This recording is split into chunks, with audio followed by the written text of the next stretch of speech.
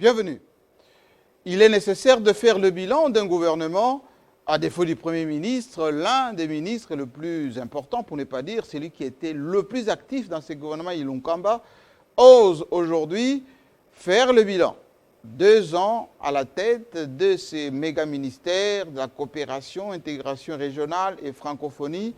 L'invité du jour va, chiffre à l'appui, domaine par domaine, pays par pays, essayer d'esquisser ce qui a été pour lui un marathon, parce qu'effectivement, en 2 ans, ce gouvernement a fait quand même des choses. Et celui que nous allons inviter aujourd'hui en a fait dans son secteur. Nous allons en parler parce qu'il est temps aussi que le nouveau Premier ministre fasse un bon choix sur ceux qui peuvent être efficaces, comme l'invité du jour, que je vous demande d'applaudir et plutôt de recevoir sur ce plateau. Monsieur le ministre d'État, Manjolo, bienvenue. Merci. Merci. On fait comme ça, désormais. Tout à fait. Et je vous invite à prendre la barre parce que vous êtes à la barre aujourd'hui, pas pour vous justifier, mais surtout pour faire les bilans. Cette émission a été annoncée pour que vous, de ce gouvernement sortant, de Sylvestre Ilunkamba, puissiez dire aux Congolais, rendre compte à l'opinion nationale et internationale, parce que vous avez été dans ce secteur, ce que vous avez fait concrètement de la République démocratique du Congo, des missions qui ont été les vôtres. Est-ce que ces bilans méritent éloge ou pas? Est-ce que vous allez bien? Ça va, ça va. On se maintient, on se tient. Alors, je vais me permettre, n'est-ce pas, de vous poser beaucoup de questions aujourd'hui, parce que ceux qui nous suivent se posent toujours la question, lorsqu'on nomme des ministres au gouvernement, est-ce qu'ils ont le droit de rédévabilité? Est-ce qu'ils ont le droit de nous dire, ou le devoir de rendre compte de ce qu'ils ont été? Vous avez été dans ce gouvernement de coalition FCC-CACH, vous êtes plutôt FCC. Vous avez été avec nous ici, dans une grande émission, fauteuil blanc, devant des journalistes. Si on se rappelle bien, vous avez pris un certain nombre d'engagements. Est-ce qu'aujourd'hui vous estimez un homme heureux?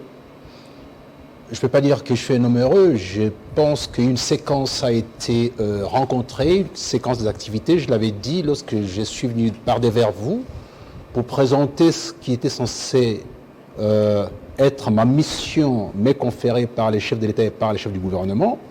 Et au terme de ce que j'ai pu faire aujourd'hui, parce que le gouvernement est tombé, nous sommes sortants, il me semble utile d'en faire les bilans. C'est ce que j'avais promis, dans un premier temps, avec la perspective de ce qu'il fallait réaliser, accomplir en tant que séquence, parce que la République, ce sont des séquences.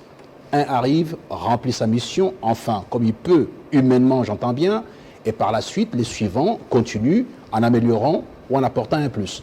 C'est ça le principe. Donc j'ai tenté de faire ce que je pouvais faire. Il appartient à la population congolaise d'apprécier, en tenant compte de la situation à la fois économique et internationale en général, et de nos rapports avec l'extérieur, ça c'est mon domaine. La situation sécuritaire, notamment en termes de gestion de conflits, ça c'est mon domaine. Notre implication de la francophonie, ça c'est mon domaine.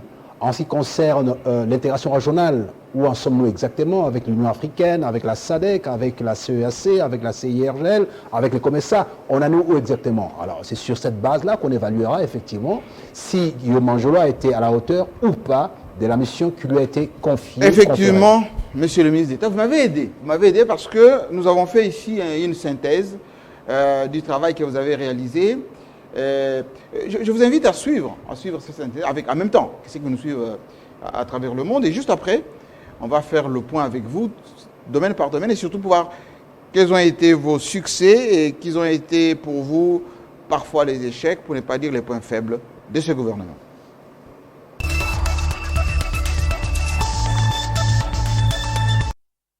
Après sa prise de fonction le 19 septembre 2019, le ministre d'État, ministre de la Coopération internationale, intégration régionale et francophonie, Maître Pépin Guillaume Manjolo, a décliné sa feuille de route lors d'une conférence de presse et s'est engagé pour une coopération active au service de la population congolaise en conformité avec le programme du gouvernement et pour être en adéquation avec son slogan « Le peuple d'abord ». En matière de coopération internationale, Maître Pépin Guillaume Manjolo soutient que dorénavant, les partenaires qui souhaitent contribuer au développement de la RDC devront le faire selon nos règles et nos besoins réels. en concertation parfaite avec les instances de la République, dont le ministère de la Coopération internationale coordonne la recherche des ressources extérieures. Jusqu'à aujourd'hui, la coopération a été... Les 100 premiers jours de son action, le ministre d'État a réussi à mobiliser plus de 1 milliard de dollars au profit de la RDC. Le 15 octobre 2019, lancement des travaux de construction du Centre culturel et artistique africain à la place du cinquantenaire à Kinshasa, un don de la Chine d'une valeur de 100 millions de dollars inauguré par la pose de la première pierre du président de la République, Félix-Antoine Tshisekedi Tshilombo. 15 novembre 2019, relance de la coopération bilatérale avec l'Allemagne. Le ministre d'État en charge de la coopération internationale est le chef de la délégation qui accompagne les chefs de l'État congolais Félix-Antoine Tshisekedi, reçu par la chancelière allemande Angela Merkel. S'en est suivi la signature du mémorandum d'entente avec le groupe Siemens, puis la visite de la délégation des investisseurs allemands à Kinshasa en août 2020 pour la signature d'un protocole d'accord portant sur la production de l'hydrogène vert évalué à 2 millions de tonnes par an, la construction de la centrale hydroélectrique Inga 3 avec une capacité de production de 12 000 MW et un réseau des chemins de fer de 10 000 km reliant l'ouest à l'est de la RDC. 21 novembre 2019, signature d'un accord d'assistance au développement avec le gouvernement américain à travers l'USAID sur le financement des programmes de santé, de l'éducation et de l'agriculture pour un montant de 600 millions de dollars. Par ailleurs, le ministre d'État Pépin Guillaume Mandjolo a conclu de nombreux accords effectifs ou à venir et notamment de nombreux cadres de coopération bilatérale avec le Royaume de Belgique, l'Allemagne, la Suisse, Wallonie-Bruxelles International, la Serbie, le Japon, la Chine, l'Inde, l'Iran et la Corée du Sud. Dans le domaine multilatéral, la signature du plan cadre de coopération des Nations Unies pour le développement durable 2020-2024, ainsi que le plaidoyer et approbation du document programme pays pour les agences des Nations Unies. Au total, c'est plus d'une centaine d'activités réalisées en une année, audiences, cérémonies et autres, autant dire qu'ils ne chôment pas. Alors, le continent africain qui continue... Parlons défense et souveraineté de la RDC. Qu'ils vous en souviennent, en avril 2020, un journaliste français s'en est pris à 2 reprises au chef de l'État Félix-Antoine Tshisekedi Tshilombo et à l'ancien président Joseph Kabila sur la chaîne de télévision internationale I24 News. Et cette calomnie a violemment heurté l'opinion congolaise. Maître Pépin Guillaume Mandjolo, patron de la coopération de la RDC, a dès lors engagé une diplomatie active pour restaurer la dignité de tout un peuple blessé par cet affront. En activant des réseaux d'influence, il a refusé son droit des réponses au patron de la chaîne I24 News, tant que ces journalistes ne se seraient pas excusés. Dès le lendemain, Christian Mallard faisait amende honorable au JT du soir. De ma propre initiative, et je le répète, de ma propre initiative. D'aucuns étaient fiers et ont apprécié de retrouver le grand Congo des Lumumba sur la scène internationale. En matière d'intégration régionale, faut-il le rappeler que Maître Pépin Guillaume Mandjolo a été le point focal de la RDC sur toutes les questions relatives à l'intégration régionale depuis 2008, sous la présidence de Joseph Kabila Kabange, aux côtés de l'ancien ministre des Affaires étrangères, Raymond Tshibanda Tunga Mulongo, autorité morale du parti politique ULDC, membre du FCC. Autant dire que Mandjolo est un fils maison. Sur l'intégration régionale, sa feuille de route est claire. Mettre la RDC à jour des cotisations dans les organisations sous-régionales. Défendre une politique de placement de cadres congolais dans les organisations régionales et internationales. Mettre en place des mécanismes de résolution pacifique des conflits dans la région et la sous-région. Pour quel résultat? La RDC a régularisé ses cotisations auprès de la CEAC par le paiement de 40% de ses arriérés, soit un montant de 4 millions de dollars. Par conséquent, la RDC a obtenu un poste influent au sein de la communauté, celui des commissaires à la promotion du genre, développement humain et social. En la personne de Madame Yvette Kapingangandou, la CEAC a félicité la RDC pour avoir ratifié à temps le nouveau traité à l'Assemblée nationale et au Sénat.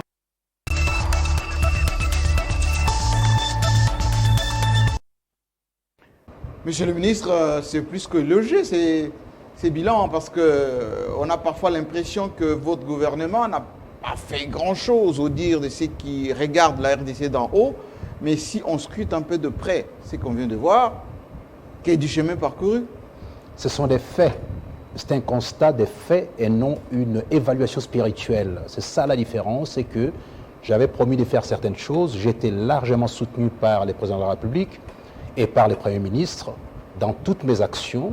Ils m'ont écouté, mes conseils sont arrivés à bon port et j'ai exécuté quasiment ce que j'avais voulu faire. Il est vrai que les contraintes budgétaires ont été peut-être une difficulté particulière, notamment pour les paiements des contributions d'un certain nombre d'organisations. Mais il m'en souvient encore en ce qui concerne la CEAC par exemple, que quelques jours avant qu'on puisse clôturer les candidatures, le dépôt de candidature de tous les pays, et j'ai parlé avec le chef de l'État, il avait prévu de pouvoir payer 2 millions à la CEAC et 4 millions pour l'Union africaine. J'ai sollicité à ce qu'il puisse changer la donne, qu'il puisse privilégier obligatoirement la CEAC, qui était le pays, la communauté qu'il avait portée à la tête de l'Union africaine. Et par conséquent, il était nécessaire de s'assurer que la RDC étant la locomotive de la CEAC, ce n'était pas normal qu'on ne soit pas en règle avec nos cotisations. Les chefs de l'État ont consenti. Et sur l'instant même, il a appelé les ministres des Finances pour l'intimer à modifier l'envoi de l'argent plutôt au niveau de la CEAC, que les 4 millions devaient partir vers la CEAC et les 2 millions vers l'Union africaine. Et plus tard, il m'a autorisé de ne pas aller au Conseil des ministres, mais plutôt de lutter pour obtenir à la fois l'approbation et la ratification du traité révisé de la CEAC, ce que j'ai fait quasiment en 2 jours entre les 2 chambres. J'ai défendu le projet devant l'Assemblée nationale. Il y avait 2 projets d'ailleurs, c'est-à-dire il y a les protocoles sur la sécurité au niveau de la CEAC, il y avait les traités révisés qui nous permettaient de pouvoir accéder aussi aux responsabilités. C'était une des conditions, enfin, puisqu'il y avait 2 conditions. Ratifier les traités, payer les contributions du moins 40%. Donc j'ai dû, en 1 semaine, remplir cet office et ça a été salué par les chefs de l'État au Conseil des ministres. Donc c'est dire qu'effectivement, sur ce plan-là, on a quand même travaillé, ce sont des actes, des faits précis.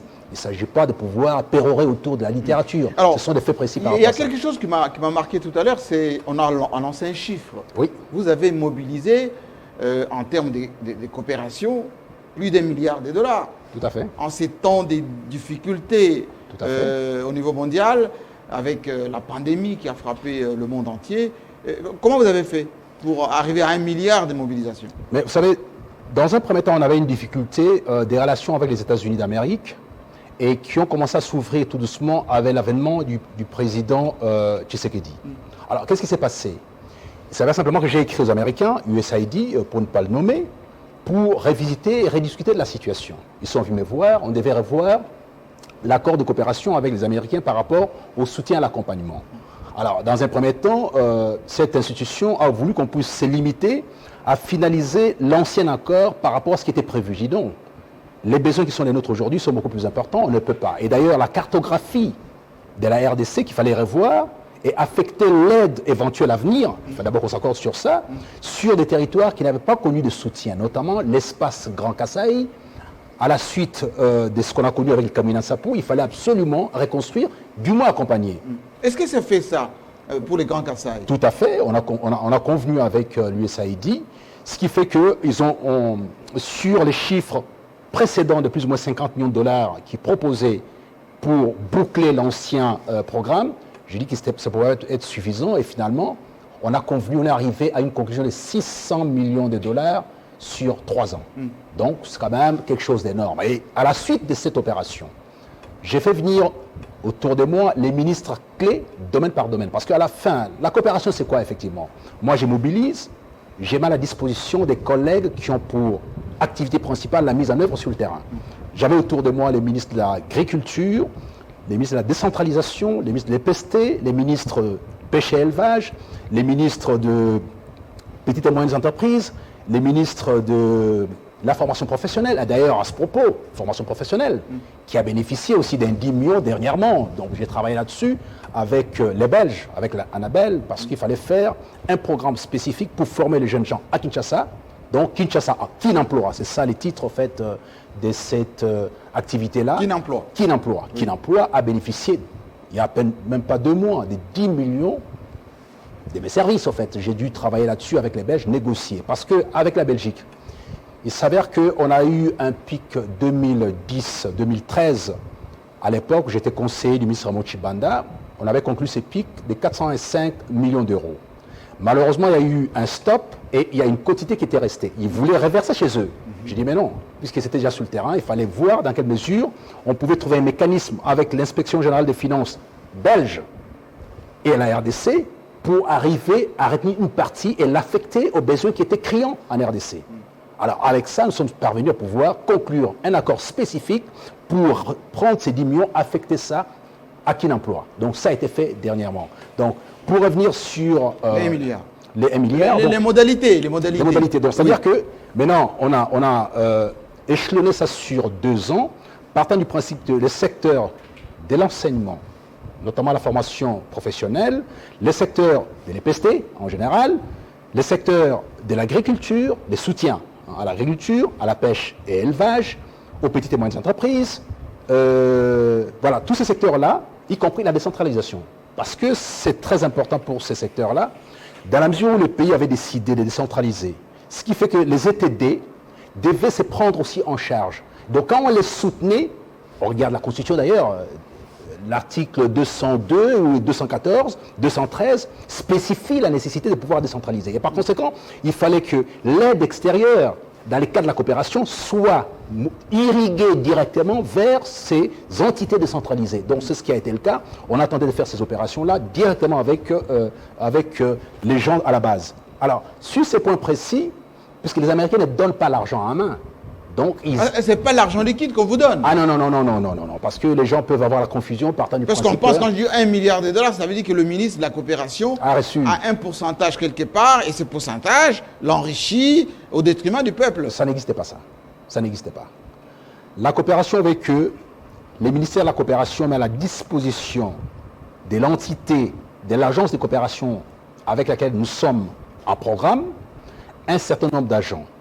Et sur le terrain, on prend les agents, ici je parle des ETD, mais il y a aussi les provinces. Et au niveau national, il y a des directions, des divisions au niveau des ministères qui s'occupent de pouvoir mettre en œuvre ensemble avec les pourvoyeurs de fonds. C'est ça le principe. La gestion des fonds est entre les mains d'eux-mêmes. On ne touche pas à un centime, pas à un copec. Ça n'existait pas ça. Ça, c'est un rêve d'esprit. Alors quand on dit l'aide au développement est détournée par le pays bénéficiaire. Non, c'est une hérésie de dire ça. C'est une vue d'esprit de dire ça. En fait, il y a quelques principes clés dans la coopération qu'il faut intégrer chaque fois qu'on parle de coopération. Et c'est ce que j'ai rappelé aux uns et aux autres à l'occasion de toutes les rencontres que j'ai pu avoir avec les ambassadeurs, avec les pays avec lesquels nous sommes en programme ou en partenariat. Il y a la déclaration de Paris qui parle de l'appropriation de l'aide. Parce que l'aide ne doit pas rester éternelle. À un moment donné, il faut s'affranchir de l'aide pour s'autosuffire. Et chaque pays est appelé à pouvoir le faire. J'ai fait une parenthèse. Pour s'autosuffire, j'ai amené un dossier au Conseil des ministres, soutenu premièrement par les chefs de l'État en personne. Pourquoi? Parce que je posais ceci. La promotion de l'intelligence pour la transformation des matières premières en RDC. Il n'est pas concevable que la RDC soit un pays doté d'autant de possibilités, notamment les tableaux de Mendeleïev qu'on a complètement explosés, autrement dit, tableau périodique, oui, qu'on ne soit pas en mesure de transformer la moindre chose. Nous sommes les pays qui représentent aujourd'hui les potentiels les plus importants en ce qui concerne les cobaltes, c'est-à-dire la transition énergétique et le remplacement de tous les pays membres de l'OPEP. Il n'est pas possible qu'on continue à pouvoir se contenter des aides de manière accompagnée. C'est comme si on nous nourrissait carrément, alors que nous avons un potentiel au niveau de la jeunesse pour pouvoir nous-mêmes transformer ces matières premières. On me l'a accordé par les gouvernements. Maintenant, j'ose espérer que ceux qui viendront par la suite mettront ça en œuvre. C'est capital. C'est-à-dire que comment faire pour ponctionner sur un certain nombre d'activités de la République, notamment les boissons alcoolisées, les tabacs et pourquoi pas au niveau minier et des télécommunications, un petit rien qu'il faut à la fois verser sur un fonds qui sera les fonds qui permettait de donner des bourses aux jeunes gens qui ont du talent. Et en même temps aussi aux start-up pour qu'ils puissent produire, transformer les matières Mais premières. ça, c'est une très bonne idée parce que ça va aider à ce que vous créez ce qu'on appelle la classe moyenne, Tout à fait. l'intelligence nationale Tout qui à est organisée pour prendre la relève de la coopération. Puisqu'on parle des faits, ça c'est un fait. C'est déjà adopté, ça a été adopté au Conseil des ministres, sanctionné positivement par le président de la République. Donc ce sont des choses qui sont là, qui existent. On n'est pas dans l'hallucination et illusion, on est dans les faits. Alors, je reviens à l'histoire de la coopération en disant, la déclaration de Paris dispose, pour ça j'ai fait les liens avec ce qui a été décidé au niveau du Conseil, dispose sur l'appropriation de l'aide. Celui qui a besoin de l'aide doit bénéficier de l'aide lui-même et faire en sorte de pouvoir mettre ça en œuvre dans son pays. Il n'appartient pas à celui qui donne de poser là où il faut faire, comment il faut faire. Ce n'est pas normal. Parce qu'après tout, chaque pays a son plan de développement et nous avons notre plan national stratégique de développement. Donc il est recommandé que chaque pays qui nous vient en aide puisse s'aligner sur ce plan-là. Donc la RDC veut faire quoi dans le domaine de l'énergie? Ça, vous avez de l'argent, voilà comment il faut faire chez nous, c'est ce que nous prévoyons. Donc le mimétisme au sens ancien du terme n'est pas opérationnel. C'est-à-dire le plan élaboré depuis Washington, New York, dans les chancelleries occidentales, on dit voilà, on donne à la RDC, admettons 100 millions comme dit la Banque mondiale pour la gratuité de l'enseignement, mais il faut aussi qu'on dise que cette gratuité c'est plus dans tel domaine, les écoles, le manuel. Tout à fait. Il appartient à la RDC de décider comment est-ce qu'il oriente cette aide. Il n'appartient pas à celui qui donne l'aide, il dit voilà, moi je vais donner à tel endroit, à tel autre endroit. De la même façon pour la cartographie de l'aide. En 2013, on a fait la revue de l'aide. Il s'avère que, puisque ce sont les tiers intervenants, c'est-à-dire les ONG internationales en général, qui interviennent, qui reçoivent l'aide pour mettre ça en œuvre sur le terrain. Alors, lorsqu'on a regardé la cartographie sur 2200 ONG, 1800 étaient basés à Goma. 1800 basés seulement à Goma. À Goma. Mais j'ai dit, mais pourquoi Goma, seulement Goma?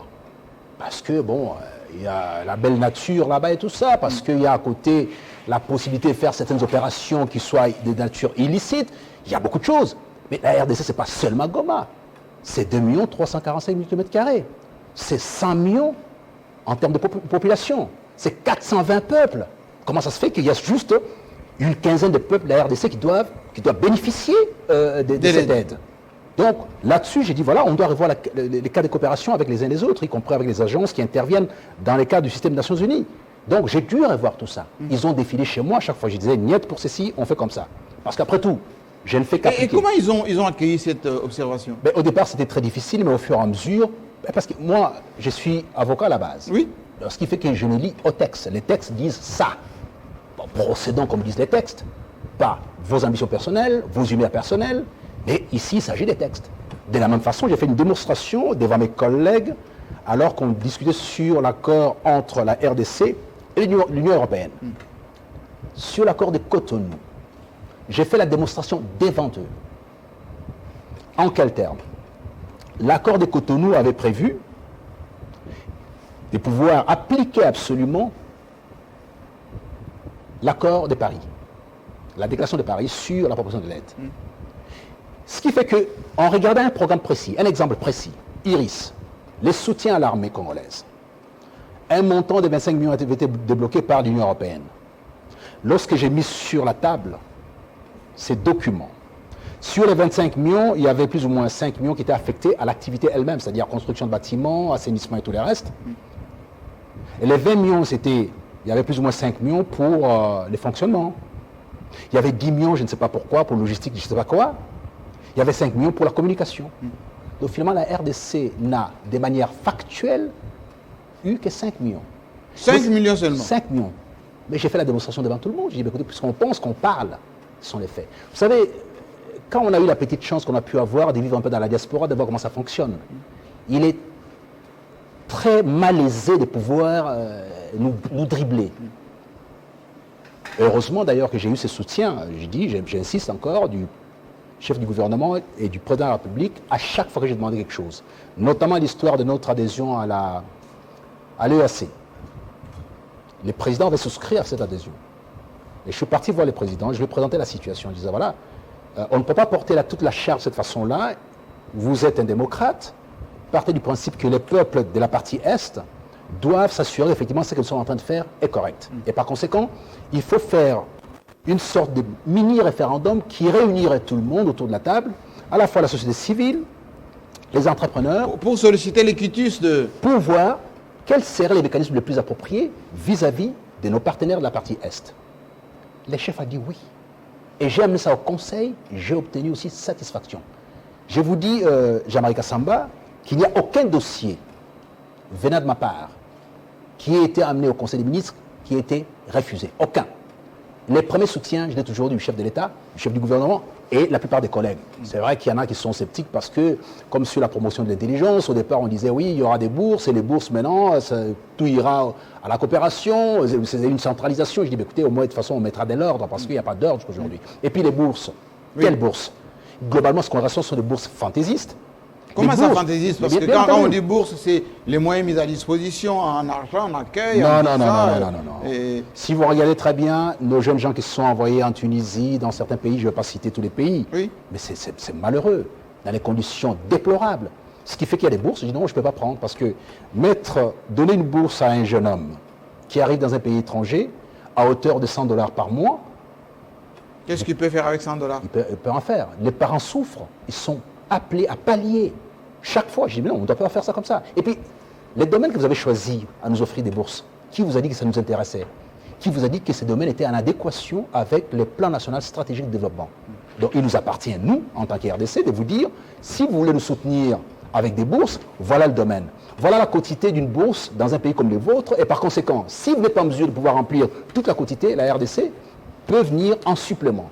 Donc, ce sont des choses que je vais expliquer aux uns aux autres dans les cas de la coopération internationale. Pour revenir à l'accord de Cotonou et aux discussions que j'ai pu avoir avec l'Union européenne, ensemble avec mes collègues du gouvernement, il s'avère aussi qu'il y avait un problème par rapport à la partie Est.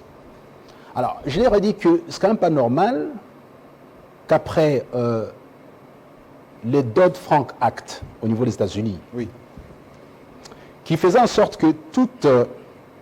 c'est sur la fiscalité, au fait, hein, la concurrence déloyale au niveau des États-Unis. Oui. Mais il y a des paragraphes entiers sur la RDC qui stipulaient qu'aucun Américain, aucune entreprise américaine ne peut s'approvisionner en RDC en matières premières si ces matières premières n'ont pas été tracées. Et l'Union européenne, en 2017, a fait la même chose en disant aucune matière première ne peut sortir de la RDC parce que, surtout dans la zone où il y a des conflits, sans pour autant qu'on ait eu la traçabilité. Je dis, voilà, on a des outils très importants. Il fallait s'appuyer là-dessus pour exiger la transformation. Exactement. Voilà des outils très importants qui ne sont pas les nôtres, qui sont les outils à la fois européens et américains. Alors on fait quoi? J'ai dit au président de la République qu'à l'occasion de votre gestion de l'Union africaine, voilà une solution pour faire taire les armes. Parce que finalement, toutes ces milices qui sont là existent parce qu'il y a l'exploitation de matières premières. Une fois qu'ils n'ont pas marché ou écoulé la matière première, ils disparaissent. Alors, il faut l'application stricte de ces deux instruments, à la fois la résolution de l'Union européenne et d'autres Frank Act des États-Unis d'Amérique. Il m'a dit, d'accord, on y va. Donc, ce qui fait qu'à l'occasion de la discussion, dans le cadre de l'accord de Cotonou, j'ai insisté pour que dans l'accord figurent les Dodd-Frank Act et la résolution de l'Union européenne. Figurez-vous d'ailleurs que l'Union européenne, ayant fait la résolution en 2017, a refusé de l'appliquer en mettant un moratoire jusqu'en 2021. Et pourquoi? Parce qu'il y avait des intérêts de certaines multinationales qui voulaient exactement, qui ont exigé que, bon, puisque nous nous approvisionnons par des moyens détournés, il serait délicat pour nous de passer déjà à autre chose sans pour autant prendre les mesures nécessaires d'ajustement et tout ça. Bon, bref, les instances européennes ont consenti, mais ils ont dit que voilà, en 2021, ça sera absolument exécuté. Monsieur le ministre, je ne vous coupe pas parce que nous sommes en direct, vous en doutez bien, et que nous sommes suivis partout dans le monde.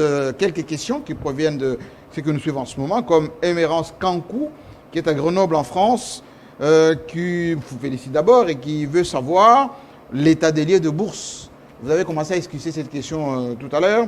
Il y a professeur Jérôme Kounaté qui est au Mali à Bamako.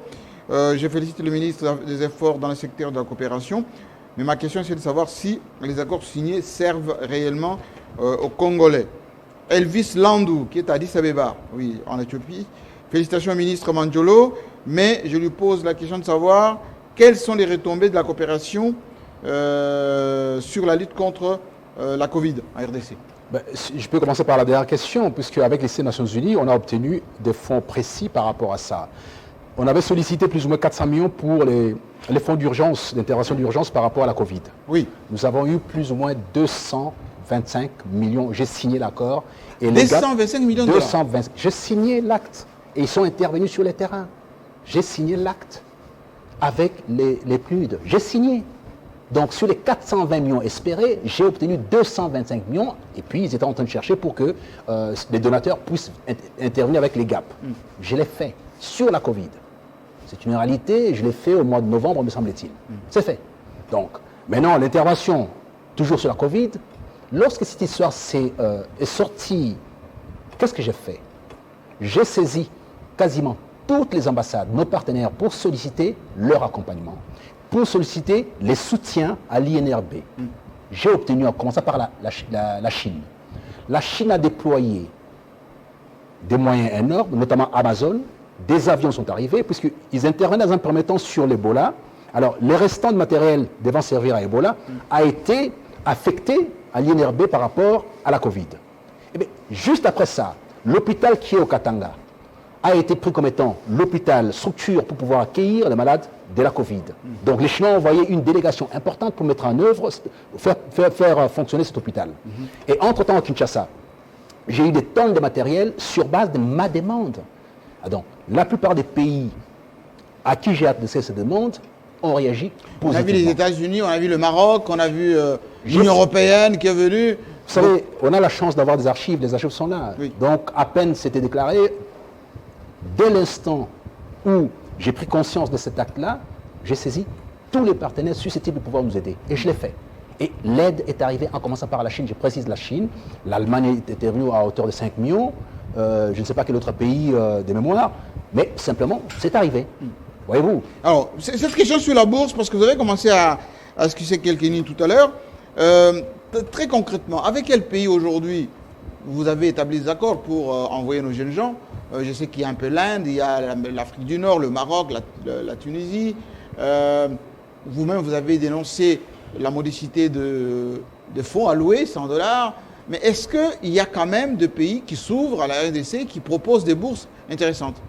Vous savez, lorsque j'ai obtenu de la part du gouvernement de mettre en place cette structure qui regroupe plusieurs ministères et qui est pilotée par la coopération par rapport à la gestion des bourses, y compris par rapport aux bourses internes. D'ailleurs, j'étais même reçu par la première dame qui fait aussi il y a d'ailleurs excellence. Aussi initiative. Elle m'a reçu pour ça. Elle a trouvé que ce que j'ai fait était bon et que s'il y avait moyen de mettre ça à disposition des gens qu'elle sélectionnait, ces bourses-là, il n'y a pas de problème. Dès lors qu'on mettra ça en œuvre, ça sera possible. Malheureusement, sur ces points précis, l'acte fondateur de la création de la structure n'avait pas encore été signé. Mais les gouvernements avaient déjà adopté formellement ça. On attendait juste l'acte pour la mise en œuvre. Donc il appartient à celui qui viendra par la suite pour pouvoir le faire. Parce que jusqu'aujourd'hui, ce que je déplore, c'est que toutes les bourses qu'on a eues jusqu'aujourd'hui, globalement, 90% ce sont des bourses fantaisistes, dérisoires. Et ce sont des bourses de pitié. Et c'est inacceptable pour un pays comme le nôtre. Mais est-ce que vous avez travaillé pour augmenter un tout petit peu les traitements? Oui, mais c'est ce que je dis. C'est-à-dire que pour pouvoir augmenter les traitements, il fallait que la RDC elle-même confectionne ses propres bourses, envoie les gens à l'étranger. Ce qui fait que quand vous voulez m'offrir une bourse, vous devez évaluer en équivalence maintenant. Vous devez évaluer ce que la RDC offre elle-même à ses enfants. Si j'offre 10 000 $ par an à un enfant comme bourse et que vous m'offrez 1 000 $ par an, c'est pas compatible, c'est pas de norme. Les standards RDC, c'est 10 000 $. Si vous voulez m'offrir la bourse, 10 000 $. Dans quel domaine? Chimie alimentaire, chimie analytique, domaine de la métallurgie, des choses comme ça. Pas dans le domaine fantaisiste où, je sais pas moi, il faut aller creuser les trous. Ça n'a rien à voir avec ça. Faire l'économie, la sociologie ou les droits. Ou les droits. Mais il y a pléthore de juristes ici, il y a pléthore de sociologues, il y a pléthore de médecins. Donc on a besoin d'autre chose dans le domaine clé du développement. Voyez-vous, ces jeunes sud-africains devenus canadiens par la suite et tout ça, Elon Musk, il part d'un principe par rapport à ce qu'ils faisaient aujourd'hui les premiers du monde. C'est l'intelligence, la transformation des matières premières, c'est ça. Les futurs, c'est l'intelligence. Tout le reste, c'est dérisoire, c'est passager. Alors, c'est cette question sur la réalité ou les services de cette aide aux Congolais. C'est un Malien qui vous pose cette question, oui. M. Kounaté. Il dit, est-ce que vous avez mobilisé plus d'1 milliard aujourd'hui, secteur par secteur? Est-ce que c'est adéquat par rapport aux besoins des Congolais? Est-ce que ça sert réellement aux Congolais? Mais en fait, l'idée, c'est quoi? Il ne faut pas vivre de l'aide. On ne peut pas continuer à... C'est des pays comme le Mali, à un moment donné, recevaient beaucoup d'aide, hein? Oui, mais y compris des Maliens d'étrangers qui ont beaucoup développé aussi là-bas. Est-ce qu'ils sont développés? C'est un pays développé aujourd'hui? Non. C'est ça la question. L'aide ne développe pas un pays. Vous permet de souffler, d'avoir l'opportunité de pouvoir souffler un peu. Mais il faut maintenant orienter l'aide vers l'idée de la transformation de matières premières. C'est-à-dire que vous formez les gens à pêcher et pas leur donner le poisson. C'est ça, en fait, le principe. Dixit des Chinois. Oui, exactement. C'est ce que j'ai voulu apporter avec la promotion de l'intelligence. C'est-à-dire que vous nous amenez ce que vous nous amenez, on va injecter ça dans la transformation de matières premières à travers les jeunes gens qui ont du talent. C'est ce que j'ai tenté de pouvoir proposer. On ne va pas continuer. Ça fait 60 ans qu'on a de l'aide. 60 ans. Ça nous a amené où? Toute l'infrastructure qui avait été créée dans les années 60, 50 et tout ça, est aujourd'hui complètement par terre. Pourquoi? Parce que nous ne formons pas nous-mêmes des gens appelés à pouvoir faire ce travail-là. Or, il s'agit du pays de se prendre en charge, notamment par la formation la plus pointue. Regardez nos centres de recherche. Est-ce qu'on a des centres de recherche appliqués fondamentales? On n'en a pas. Comment voulez-vous être un pays émergent si vous n'avez pas des brevets à sortir dans les universités? Alors, comment voulez-vous avoir ces brevets? Donnez de l'argent, c'est ça la bourse dont on parle. Il faut sortir de cette illusion d'aller chercher des petites bourses pour donner aux enfants qui vont partir à l'étranger et finalement qu'on maltraite, qu'on tue. On en a tué combien? On nous a ramené les enfants en caisse. Vous imaginez ce que ça représente? Alors que si c'était notre propre bourse donnée à cette hauteur-là et qu'avec une mission précise, vous allez apprendre sur les comptes de l'État, vous revenez pour transformer en matière première. Ça aurait été différent. C'est ce que j'ai proposé, qui a été adopté. Alors, je vous propose qu'on puisse suivre quand même secteur par secteur ce que vous avez fait, parce que c'est très important pour que ceux qui suivent chez eux, en tout cas, voient réellement ces ministères, ce méga ministère de la coopération internationale et intégration régionale, plus la francophonie. Eh bien, le travail consistait à faire quoi, justement?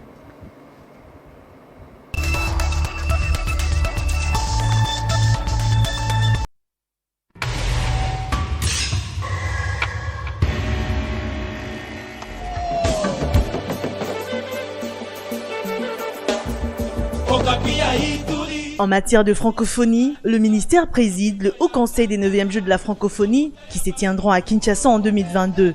On assure la coordination avec les autres ministères concernés, sa planification et son organisation effective. Chronologiquement, voici le résumé de son évolution. 31 octobre 2019 à Monaco, signature du document d'acceptation par la RDC de l'organisation du 9e Jeux de la francophonie. Je suis heureux d'avoir obtenu ces Jeux, de les ramener au pays, de montrer qu'effectivement la RDC est capable et va devoir abriter ces Jeux. Nous sommes un pays de la fête, nous sommes un pays de la joie, nous sommes un pays de la célébration sans cesse. Et voilà, nous avons une opportunité extraordinaire de montrer au monde comment on célèbre les choses en RDC. 7 décembre 2019, remise des emblèmes des 9e Jeux de la francophonie au président de la République, Félix-Antoine Tshisekedi Tshilombo. Je vous félicite pour tout le travail abattu et vous remercie pour les symboles des 9e Jeux que vous m'avez remis. 15 juillet 2020, inauguration du siège du Comité national de Jeux de la francophonie à Kinshasa. Notons que ces Jeux contribuent pleinement à la redynamisation de notre diplomatie et à la réhabilitation de l'image de marque de la RDC, troisième pilier du gouvernement Ilunga Ilunkamba. Maître Pépin Guillaume Mandjolo l'a compris, il est déterminé à organiser les meilleurs Jeux que la francophonie n'ait jamais connus et compte bien faire entendre la voix de la RDC à l'OIF.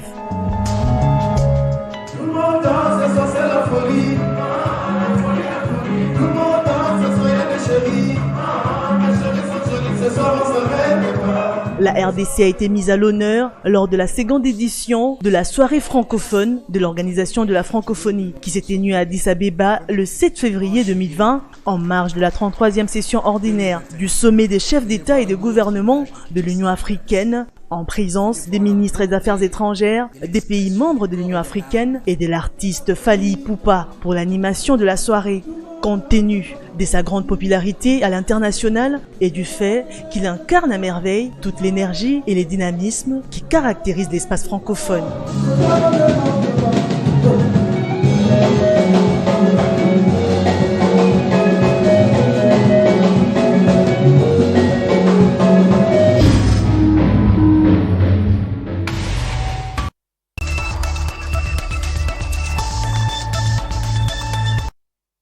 La RDC, premier pays francophone, de par sa population et le nombre de ceux qui parlent français, nous avons réussi ici à organiser le 14e sommet de la francophonie. Vous êtes le ministre qui a ramené ces Jeux de la francophonie. Ça faisait très longtemps qu'on attendait ces Jeux ici. D'abord, à titre personnel, quel sentiment vous éprouvez? Satisfaction pour une mission accomplie, ce n'était pas évident. Savez-vous qu'après avoir confectionné tous les projets en question, mis en place la logistique nécessaire pour avoir les Jeux, abriter les Jeux, ça n'était pas encore évident. Quand nous sommes arrivés au gouvernement, il y avait encore des doutes sur la capacité de la RDC à pouvoir organiser les Jeux. Et finalement, il fallait passer un examen devant mes pairs et ça s'est organisé à Monaco. Là, j'ai eu des soutiens de tous au niveau du gouvernement et du chef de l'État pour pouvoir aller défendre la situation. En fait, on nous reprochait non seulement une sorte des cacophonies d'une part, et d'autre part, la présence d'Ebola à l'époque en RDC, que bon, on ne devait pas mettre les jeunes gens en danger. J'ai dû déployer les peu de talents que je peux avoir en termes de diplomatie et de la plaidoirie. Vous êtes dedans depuis longtemps, il faut se rappeler, depuis 2006. Tout à fait. Vous rôdez dans les couloirs de la diplomatie internationale. Je n'ai fait que ça globalement, ce qu'on dit que je suis enfant maison, affaires étrangères et coopération. Bref, j'ai travaillé là-dessus, je me suis présenté devant mes pairs pour expliquer que, il y avait une méconnaissance totale de la RDC. L'Ebola était dans la partie est de la RDC. J'ai donné l'exemple de la Turquie par rapport à Paris. Imaginez-vous qu'il y ait la pandémie de quelque nature que ce soit à Ankara. Est-ce que Paris est concerné?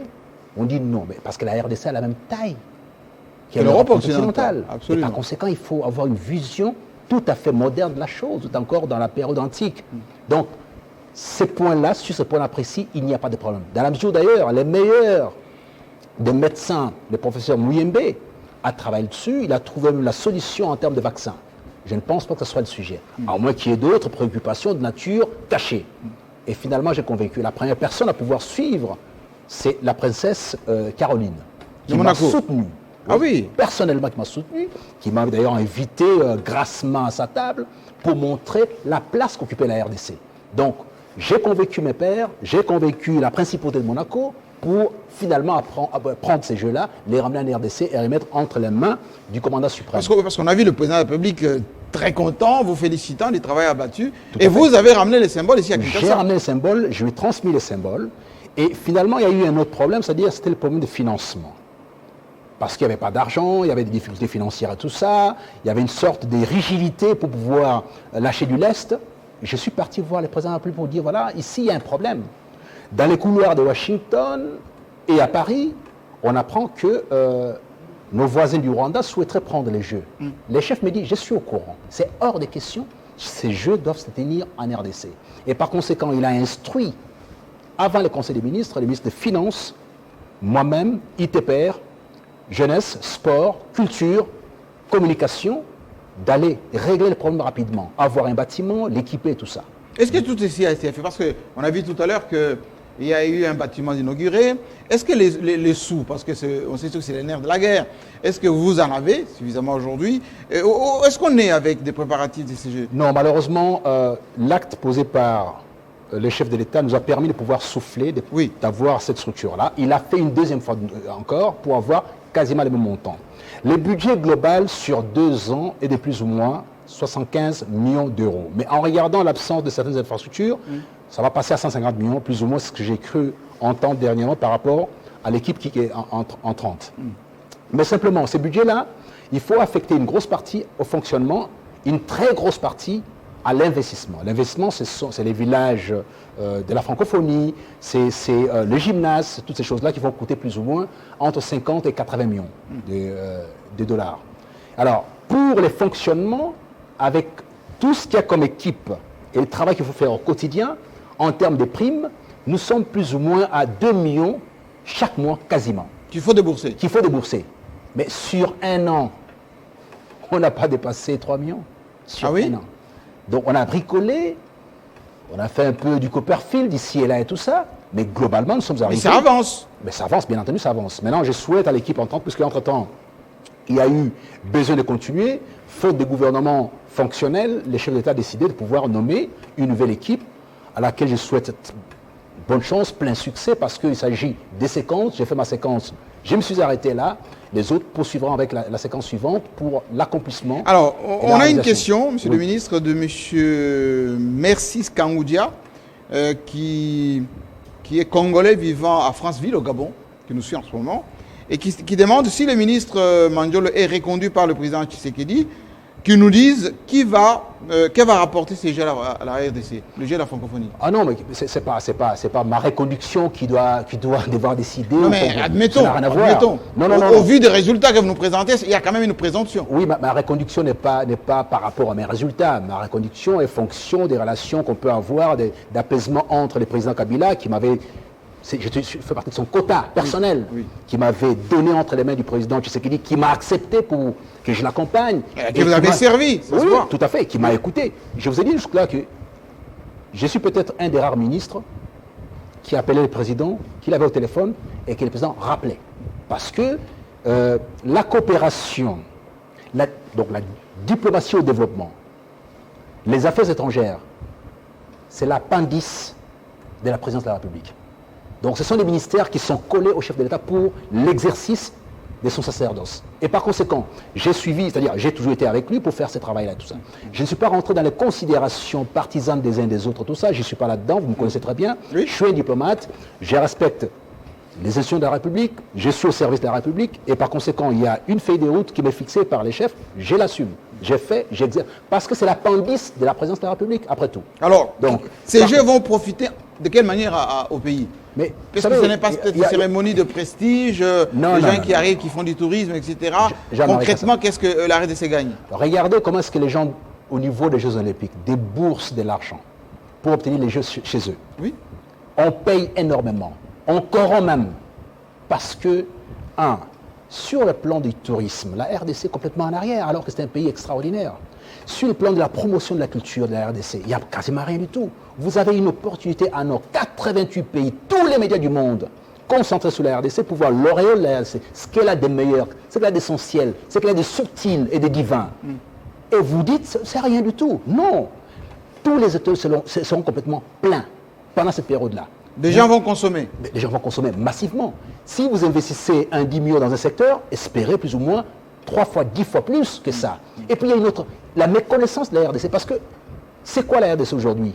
Si ce n'est toujours cette étiquette de souffrance, des viols, des ceci, cela, tout. Et la RDC de la chanson, elle est où? La RDC des jeux, elle est où? La RDC de la subtilité intellectuelle, elle est où? La RDC du théâtre extraordinaire est où? Cette RDC qui a fait que l'histoire de Petit Poussin soit devenue aujourd'hui les socles de la culture cinématographique africaine avec le Nigeria. C'est cette RDC-là dont on parle. Moi, j'ai envie de me tourner vers la RDC positive. Celle de l'espoir, celle de l'imaginaire, celle des inventions, celle de la mode, celle d'Ishango. C'est cette RDC que j'ai vendue aux uns aux autres. Lorsque j'ai fait mon discours devant mes pères, ils ne connaissaient pas cette RDC-là. Lorsqu'on est parti dernièrement, l'année passée, à Addis Abeba, qu'on faisait la soirée de la francophonie. Je dis, la soirée de la francophonie, c'est d'abord la RDC. Quel est l'artiste aujourd'hui qui peut se comparer aux artistes RDC? Il n'y en a pas. Et finalement, on a adopté de faire venir Fally Ipupa, payé par la RDC, pas par la francophonie, par la RDC. Ah oui, c'était quand même vous. C'est moi qui ai pris en charge, donc le ministère de la coopération a pris en charge Fally Ipupa, donc c'est le gouvernement congolais qui a pris en charge Fally Ipupa pour agrémenter cette soirée, montrer la hauteur qui est la nôtre. Et de la même façon que Kabasele avait écrit les textes pour mettre ensemble l'Union africaine à l'époque, mais Fally Ipupa a agrémenté une sorte d'avenir de la francophonie au niveau d'Addis Abeba. Donc c'est dire la place qu'occupe la RDC que nous méconnaissons. Je remercie en tout cas tous ceux qui nous suivent à travers le monde. Si vous avez encore une des questions, posez-les maintenant parce que nous sommes quasiment vers la fin de cette émission. La question, moi, qui me taraude aujourd'hui, monsieur le ministre, c'est que c'est très angélique, ce qu'on vient d'écouter, ce qu'on suit. Ceux qui pensaient que le président Tshisekedi n'a rien fait dans ces 2 ans de gouvernance, on voit bien que dans le domaine de la coopération, lui qui a fait le tour du monde pour mobiliser, pour sensibiliser la communauté internationale, via votre ministère, vous avez quand même, et ça on se le dise maintenant, engrangé des choses qu'il faut capitaliser. Et bien entendu, lorsqu'on est parti à Berlin, j'étais assis lors du dîner à sa gauche. Avec Angela Merkel. Avec Angela Merkel. Et dans la salle avec Angela Merkel, j'étais à sa gauche. Oui. Et quand on est rentré dans la salle pour pouvoir évaluer la situation de la coopération entre l'Allemagne et la RDC, j'étais à sa gauche. Il m'a passé la parole pour présenter la situation exacte. Le président Tshisekedi. Le président en personne, les archives sont là. Il m'a passé la parole. J'ai brossé les tableaux de la RDC depuis les années 60 par rapport à l'Allemagne. J'ai brossé les tableaux de l'Allemagne par rapport à ses 9 frontières. J'ai expliqué ce qu'était l'Allemagne. J'ai expliqué aussi que la fondation de la RDC vient de Berlin. Oui, de Berlin. Du 185. 1885. Et je suis parti de là pour expliquer, secteur par secteur, ce qu'on attendait de l'Allemagne. L'Allemagne, c'est ce pays de l'industrie lourde, des inventions sans cesse, conforme à ce qu'on peut espérer de ce pays-là. C'est un pays moins politique, mais plus travailleur. Alors, la RDC avait besoin d'un partenaire comme ça. C'est-à-dire que le président, au terme de toutes ces discussions, a sorti une phrase magique en disant « La RDC doit devenir l'Allemagne de l'Afrique ». Ah oui. Tout à fait. C'est pendant cette session-là qu'on a eu cet exercice. J'étais aussi, à côté de moi, il y avait les spécial BA qui étaient là, donc ils peuvent vous témoigner. Donc j'ai fait ce travail de la promotion de la RDC au plus haut niveau. Là, on ne parle pas, on n'est pas en train de jouer dans nos équipes locales. Là, on est dans les calcios, on est dans évidemment. La Liga. Donc là, il fallait porter la parole de la RDC, l'image de la RDC au firmament. Montre que, au-delà de la petite souffrance qu'on peut voir aujourd'hui, c'est transitoire, c'est temporaire. Les grands hommes rencontrent les difficultés, les transforment en opportunités. C'est ce que j'ai tenté de pouvoir porter à la connaissance de nos partenaires qui étaient en face. Et ils ont été convaincus, quelques jours plus tard, enfin un jour plus tard, on a signé les accords, les moments d'entente dont on a parlé ici avec Siemens, et quelques temps plus tard, il a débarqué ici une délégation importante d'hommes d'affaires pour pouvoir aller travailler sur l'hydrogène vert sur les sites Inga, Inga 3, les chemins de fer, tout ça. Il y a une constellation extraordinaire des projets. Exactement. Alors, dites, monsieur le ministre, projetons-nous dans l'avenir, parce que vous refusez reconduction, mais moi, je pense que vous êtes quand même un Congolais qui voit plus loin. Il y a un nouveau gouvernement qui sera proclamé dans pas longtemps, enfin, présenté au peuple dans quelques semaines, enfin, quelques jours. Toujours dans notre souhait d'une reconduction de Guillaume Manjolo, vous voyez comment ces grands ministères de la coopération, si c'est adoubé ministère des Affaires étrangères, peut-être avec la coopération régionale, la RDC préside en ce moment l'Union africaine, vous voyez comment tout ceci? Mais, je pense que les chefs de l'État ont une vision claire par rapport à la situation des affaires étrangères, de la coopération et de l'intégration. Il est aujourd'hui très impliqué dans l'intégration régionale. Et par conséquent, il faut une technicité particulière pour appliquer sa politique. Technicité particulière. De la part de qui? De la part du ministre, du conseiller de... Alors, du ministre d'abord. Si le ministre ne connaît pas, et donc ce ne sont pas les conseillers qui vont l'aider. Il ne faut pas rêver. Lorsque j'arrive dans un ministère et que je ne sais pas ce qu'il faut y faire, ce n'est pas les conseillers qui sauront ce qu'il faut faire. C'est moi qui décide. Voyez-vous, j'ai une chance extraordinaire d'avoir fait plus de 12 ans dans ces ministères. Je sais de quoi il s'agit. Oui. Aucun fonctionnaire ne peut me dribbler. Je sais que là, c'est pas comme ça, là, c'est pas comme ça, c'est pas comme ça. Absolument. Et par conséquent, si ma feuille de route fixée, c'est de faire ceci ou cela et ça, je sais que bon, dans tel pays, c'est avec tel qu'il faut régler ça, comment il faut gérer les choses. Eh bien, vous savez, on doit quand même, de temps en temps, aller vers cet élément clé qui est la connaissance parfaite du domaine dans lequel on va devoir exercer. Parce que nous sommes un pays pas comme les autres. Si on avait une administration un peu à l'européenne, à l'occidentale, qui est très solide, structurée, installée comme aux États-Unis ou en Europe. Voilà. Les politiques qui arrivent, il n'y a pas grand-chose à faire sauf des réformes telles que décidées pendant la campagne électorale.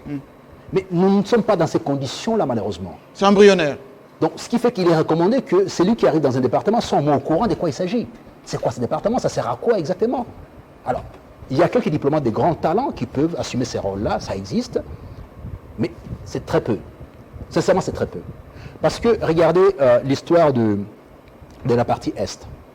La RDC aujourd'hui a pour mission du thème faire taire les armes. Vous commencez par quoi? Envoyer les armées, ça ne sert à rien. Ça ne sert à rien. L'armée, ça ne sert à rien. Ça ne sert Les troupes renforcées aux frontières, l'état-major déplacé et tout ça ne sert avancé. quasiment à rien. Ça va encore, c'est des morts et des morts et des morts et des morts. La diplomatie, c'est la capacité de faire taire les armes. Ce n'est pas de provoquer les armes. C'est ça la diplomatie. Donc si vous êtes diplomate avec l'option d'aller faire la guerre, vous n'êtes pas diplomate, faites autre chose. Rentrez dans l'armée, combattez, devenez, je ne sais pas, formez une milice. Un diplomate a pour quête, quels sont les mécanismes pour amener la paix. Et comme ça, les gens peuvent travailler et continuer à vivre. C'est ça un diplomate. Ce n'est pas celui qui amène les armes et tout ça. Moi, je ne suis pas là-dedans. Ni dans les cadres politiques des invectives, des attaques et tout. Ça ne m'intéresse pas du tout ça. Très souvent, ce sont les gens faibles qui n'ont pas d'arguments solides, qui n'ont pas une... et qu'il faut faire la guerre absolument. Ben oui, mais attendez, mais c'est pas ça, c'est pas la solution. Parce qu'après tout, vous faites la guerre et vous devez négocier par la suite. Pourquoi ne pas inverser les choses? Négocier avant, régler avant, et pour ne pas faire la guerre. Comme ça, on n'a pas de pertes en vies humaines. Voyez-vous? Alors, je m'exerce à faire ce travail-là de cette façon-là. Donc, quand je vous ai parlé ici de Dodd-Frank Act, de la résolution de l'Union européenne en ce qui concerne la traçabilité des matières premières dans la partie Est, vous prenez ces deux instruments, vous les coulez dans un texte que vous présentez à l'Union africaine en disant il faut l'adopter tout de suite.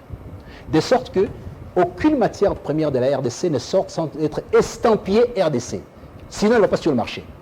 On ne va pas tout régler. Un peu comme le certificat de Kimberley. Exactement comme celui-là. Puisque, en fait, il faut dire qu'il y a quelques années déjà, en 2010-2013, on a eu une convention spécifique avec la GIZ, oui, avec la CIRGL, pour pouvoir certifier la matière première RDC. Maintenant, ça n'a pas tenu. À un moment donné, ça a explosé. Maintenant, il faut impliquer le plus possible du monde. C'est-à-dire que l'Union européenne est impliquée à travers l'accord de Cotonou qu'ils ont signé avec nous. J'ai signé avec eux. Et ils ont mis ça dedans. Donc, ils sont obligés de pouvoir l'appliquer. Sinon, ils sont restleurs de matières premières sorties des zones de guerre. Donc, ils doivent assumer.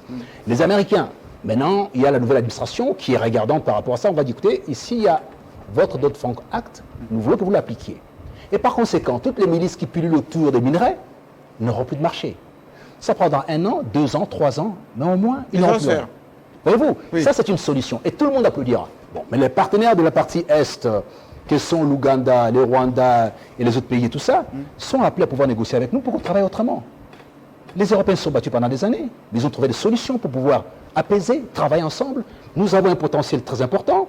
On a des possibilités pour évacuer notre potentiel sur l'océan Indien à travers les Rwandais et les autres pays pour partir. Et bon, il y a des droits de passage, il y a beaucoup de choses. Monsieur le ministre, on a quand même aujourd'hui l'Union africaine.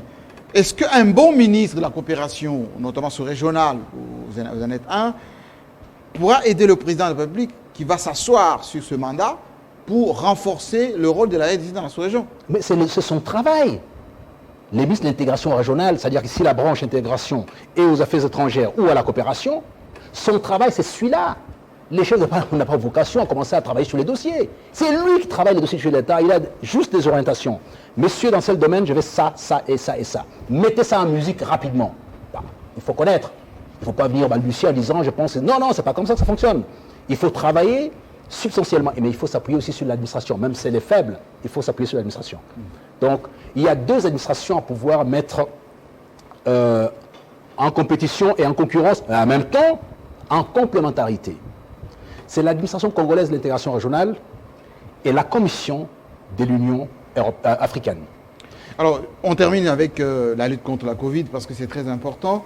On tend peut-être vers la fin avec le vaccin. Il a rappelé le président Ramaphosa avant de céder les flambeaux au président Tshisekedi, a dit 75% de vaccins, c'est confisqué par les pays développés. Aujourd'hui, on a écouté le président Macron dire il faut quand même que le pays important, pour ne pas dire riche, donne, dans le cadre des COVAX, un peu de vaccins aux pays, notamment en développement et africains comme que le nôtre. Voici ce qu'a fait le ministre Mandiolo avec le pays, la RDC, dans le secteur de la lutte contre la Covid.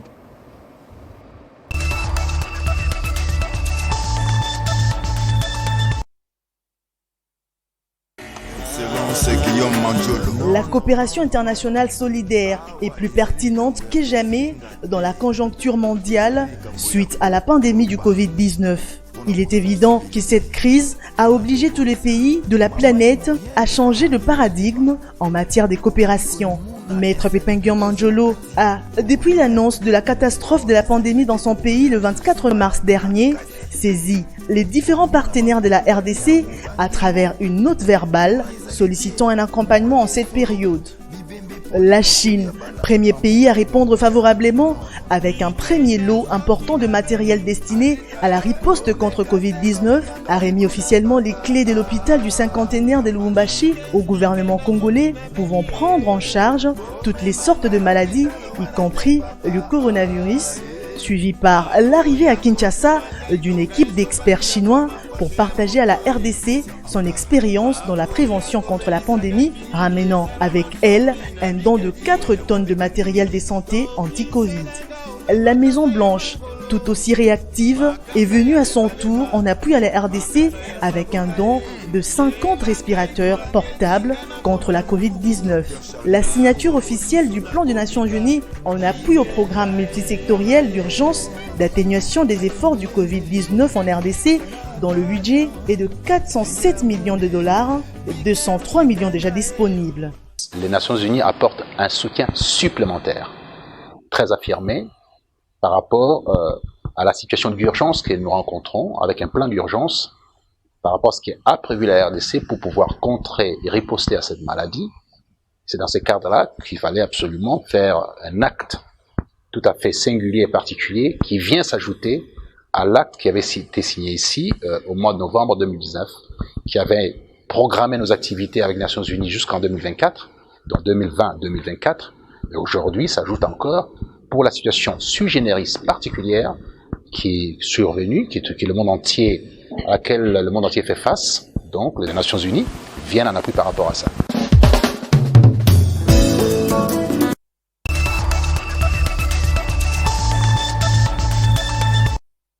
Je ne compte pas vous garder très longtemps. Je me sens que vous êtes un ministre à la fois concret, opérationnel, et vous avez fait beaucoup de choses. Ceux qui nous suivent sont d'avis avec moi que si on écoutait notre petite voix, c'est de dire pourquoi ne pas continuer avec tout ça? Parce que l'élan est là, la volonté est là et la compétence aussi. La politique est là aussi. C'est ça, c'est-à-dire qu'il y a des décideurs qui sont au-dessus de moi, qui eux doivent décider, il ne m'appartient pas de pouvoir décider si je suis là ou pas là et tout ça. Vous savez, cette autosatisfaction personnelle, ces suffrages qu'on porte sur soi et sa promotion pour dire voilà, je dois être là. Mais sinon, les constats. Oui, mais il ne m'appartient pas. C'est à vous de faire le constat. C'est au chef de l'État d'abord de faire le constat. C'est à celui qui m'avait désigné pour son quota personnel de faire le constat, d'en discuter avec le chef d'État actuel pour dire voilà, c'est à ce niveau-là que ça se situe, ce n'est pas à mon niveau. Est-ce que vous êtes pour l'harmonie entre les grands leaders, entre les familles politiques? Parce que au-delà des discussions, on va dire, conjoncturelles, vous restez tous Congolais avant tout. Vous savez, j'ai eu une phrase extraordinaire du président de la République actuel, qui est conforme à la phrase du président de la République ancien. La République des ayants droit. La République des ayants droit.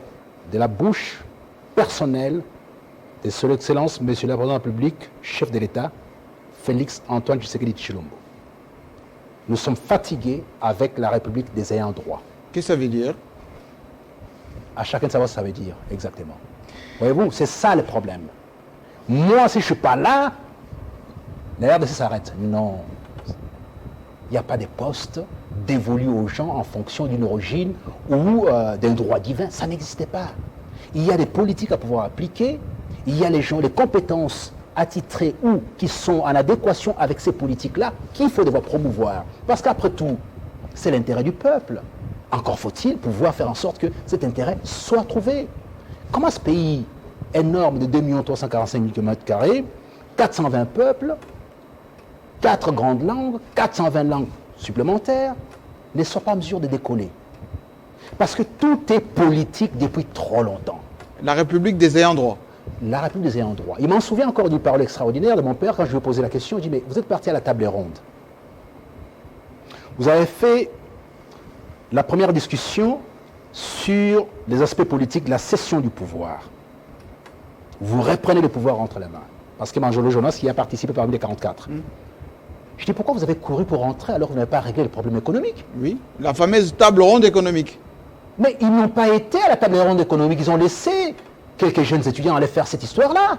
Parce que eux, ce qui les intéressait, c'est partager les pouvoirs rapidement. C'est-à-dire qu'aujourd'hui, c'est partager les pouvoirs et les dividendes du pouvoir. Mais si on avait pensé un seul instant en disant non, écoutez, ça c'est pas suffisant, c'est juste des portefeuilles vides. Mais Le vrai pouvoir, la GECAMINE, la générale des mines, qui s'appelait Général des Mines à l'époque, Oui, je commune, oui. il faut qu'on règle ce problème pour savoir quelle est la part du Congo, quelle est la part de la Belgique. L'histoire de la Sabena, mais c'est une entreprise à action commune entre la RDC et, enfin, le Congo d'époque et la Belgique. Quelle est la part de la RDC? L'exploitation est massivement organisée au niveau du Congo et par conséquent, notre part est prépondérante. Plusieurs entreprises étaient comme ça, mais ils ont laissé tomber parce que ce qui leur intéressait, c'était les postes politiques. Et ça continue jusqu'aujourd'hui. À un moment donné, ces ayants droit ou ceux qui courent vers cette option-là, c'est ceux qui dénaturent la fonction politique, la gestion politique. Dans la mesure où tout repose sur le politique et non sur l'administration qui est faible. Et par conséquent, il faut des gens très outillés au niveau politique, en mesure de transformer la société en attendant qu'on puisse avoir une administration compétente. Vous savez, je donne cours à l'ENA. Oui. Je vois les difficultés qu'il y a déjà pour pouvoir donner cours à l'ENA et ce qu'il y a comme... L'ENA qui est l'École nationale d'administration. Je donne cours à l'ENA de l'intégration Absolument. régionale. C'est pour Oui. dire qu'effectivement, il y a énormément de lacunes au niveau de l'administration. Il faut absolument soutenir. Ça a été proposé par Matata à l'époque et tout ça, en convention avec la France et la Belgique. Mais voilà, c'est dire qu'effectivement, puisqu'on n'a pas encore atteint les niveaux requis en ce qui concerne l'administration, il faut des politiques et des compétences requises. Merci beaucoup, monsieur le ministre d'État en charge de la coopération sous-régionale, francophonie, coopération internationale. Je vous laisse partir. Merci. Merci à vous. J'ai remercié en tout cas tous ceux qui nous ont suivis à travers le monde de votre fidélité et surtout vous avez compris que, à défaut du Premier ministre, voici un ministre qui en tout cas non seulement a beaucoup travaillé dans son secteur, si d'autres ministres estiment qu'avant la remise et reprise et peuvent justifier aussi de ce qu'a été les réactions au niveau du gouvernement, ben vous êtes le bienvenu. Moi je vous remercie en tout cas pour votre fidélité. Dans quelques instants, l'essentiel de l'actualité, c'est votre chaîne. Et puis à très bientôt, avec le même plaisir. Merci.